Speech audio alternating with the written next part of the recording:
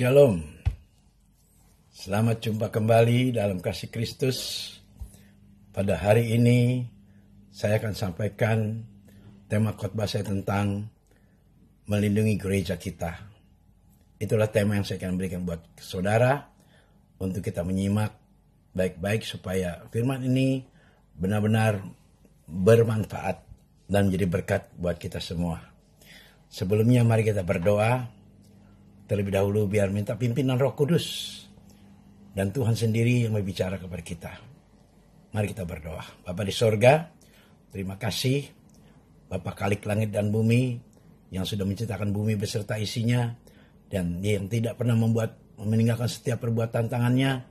Bapa yang disembah oleh Abraham, Ishak dan Yakub, dan Bapa itu juga kami sembah dan kami kenal selalu di dalam nama Yesus, Tuhan dan Juru Selamat kami yang hidup. Kembali kami datang bersama-sama dengan ucapan syukur atas segala kebaikan-kebaikan yang Tuhan sudah beri buat kami hingga sampai saat ini. Berkatilah Tuhan seluruh gereja-gereja, berkatilah saudara-saudaraku yang ada di rumah, yang saat ini sedang menantikan berakhirnya COVID-19 ini Tuhan.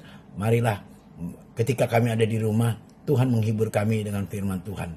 Terima kasih Tuhan, berbicara kepada hamba-Mu, karena hamba-Mu sudah siap untuk pakai sebagai saluran berkat-Mu Bapa, sehingga melalui hidup hamba-Mu, biar nama Tuhan saja yang semakin dimuliakan.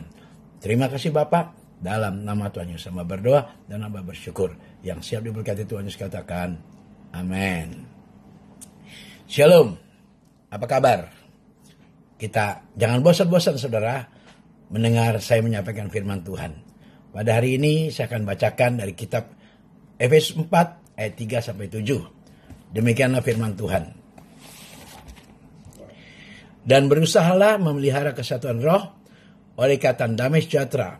Satu tubuh, satu roh, sebagaimana kamu telah dipanggil kepada satu pengharapan yang terkandung di dalam panggilanmu.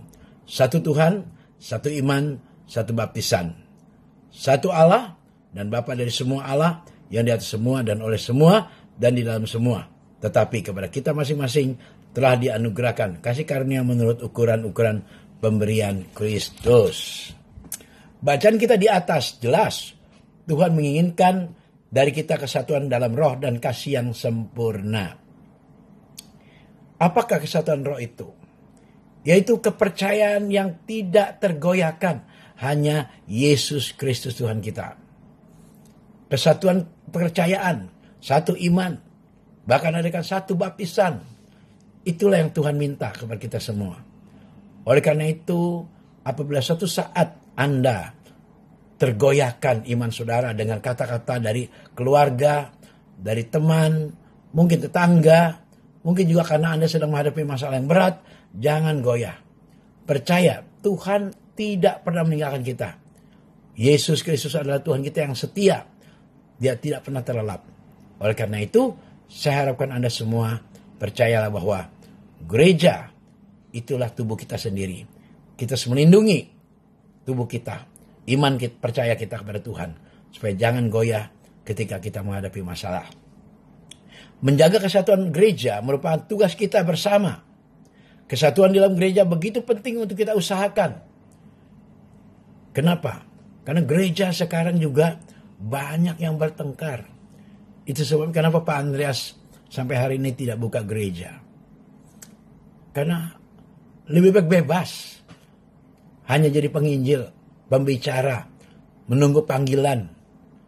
Dipanggil, ya nurut, yang nggak dipanggil ya udah, diam di rumah, berdoa, menunggu teman-teman datang ketika doa pagi. Saya senang sekali berdoa. Kita buka Kolose 3 ayat 14. Kolose 3 ayat 14 demikian firman Tuhan. Dan di atas semuanya itu, kenakanlah kasih sebagai pengikat yang mempersatukan dan yang menyempurnakannya. Sehingga perjanjian baru memberikan lebih banyak perhatian untuk hal itu dari ketimbang untuk surga dan neraka. Kesatuan penting sekali. Kesatuan adalah jiwa persekutuan. Menghancurkan kesatuan, maka berarti Anda menarik jantung keluar dari tubuh Kristus. Kesatuan merupakan hakikat inti di dalam kekristenan. Oleh karena itu saya mendengar begitu banyak pertengkaran, keributan di antara pengerja, di antara pendeta, bahkan ada dari di dalam gereja tuh majelis-majelis gereja pada bertengkar. Bahkan ada yang saling menjatuhkan, saling merusak. Ini gak benar. Saya kadang-kadang bingung. Di dalam gereja ada pertengkaran. Karena satu dengan lain tidak mau saling mengalah. Padahal Tuhan sudah mengajarkan, memberi teladan contoh yang baik. Hendaklah kau saling mengasihi. Tapi kenapa saling menjatuhkan? Bahkan merusak. Saya sering kali katakan kalau kita bersainglah secara sehat. Kalau kita melihat orang lain dipakai oleh Tuhan, kita lihat kenapa dia dipakai Tuhan. Oh, karena hidup suci. Kita ada suci. Betul enggak? Kalau kita lihat orang itu mendapat mujizat, bagaimana dia melayani Tuhan? Yang penting jangan ada iri hati dalam diri kita. Itulah gereja kita. Gereja ini jangan dicampur adukan dengan duniawi, saudaraku. Apalagi ingin menerima puji-pujian, itu enggak perlu. Kenapa saya kata enggak perlu? Karena manusia kalau sudah dipuji, awal kejahatan seorang hamba Tuhan apabila dia mulai dipuji-puji, saudaraku. Nanti tarif jadi naik. Pikiran jadi uang. Dan membanggakan diri. Ini enggak baik, saudaraku. Marilah kita bersama-sama. Hanya untuk Tuhan Yesus. Supaya kita ingat selalu bahwa tanpa Tuhan, kita tidak mungkin bisa mendapatkan mujizat, saudaraku. Kita itu seperti kabel ya. Tali kabel, saudaraku. Kalau Tuhan tidak stop kontaknya dicetrekin, nggak mungkin lampu itu menyala, saudaraku. Oleh karena itu kita harus ingat hamba-hamba Tuhan. Ketika mujizat terjadi, itu semua pekerjaan Tuhan. Kita tidak perlu merasa bangga. Karena kalau bukan Tuhan, nggak mungkin kita bisa. Kita manusia yang penuh dosa. Nggak punya kuasa. Kuasa itu milik Tuhan. Nah, kesatuan merupakan hakikat inti betapa Tuhan ingin agar kita mengalami kehidupan bersama-sama dalam gerejanya. Contoh kesatuan adalah Allah Tritunggal. Bapa, Anak, dan Roh Kudus.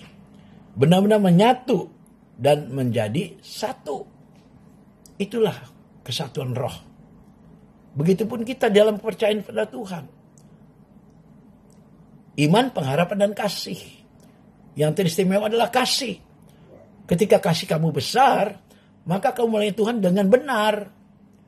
Kamu tidak akan mengharapkan bayaran. Kamu tidak ingin mendapat pujian. Karena kamu melayani dengan penuh cinta dan kasih. Itu diajarkan Yesus kepada kita semua. Allah sendiri adalah teladan tertinggi tentang kasih yang berkorban. Sifat mementingkan orang lain dengan rendah hati serta keharmonisan yang sempurna.